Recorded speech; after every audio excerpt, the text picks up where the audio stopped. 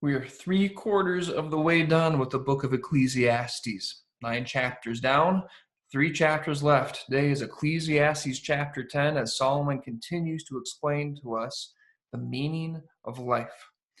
Chapter 10 is entitled, Stupid is as Stupid Does.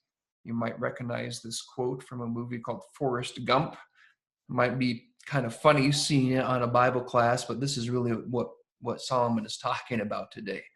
Those who are foolish, those who are stupid, those who are not being spiritually mature act that way. And you notice it and you see it. And this, of course, is not going to be the meaning of life. The main point in chapter 10, some people try to cope with the pressure and the stress and the worries of this world by pretending not to care at all.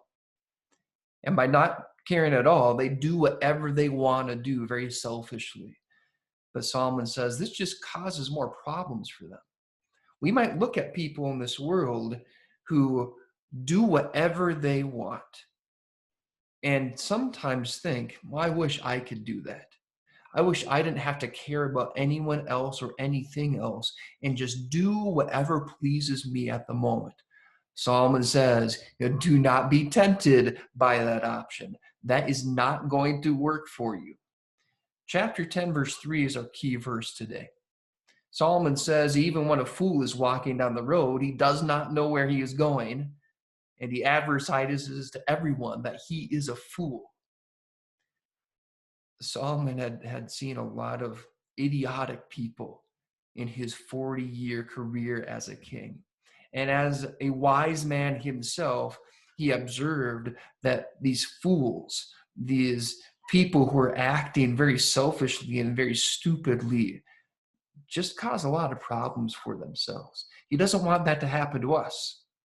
So what you need to know in this particular chapter, Solomon recounts the many ways people get into trouble through their stupidity and their immaturity. He doesn't want us to fall into that same trap. And there are always going to be those kinds of people. I'm sure you know plenty of them in your life right now.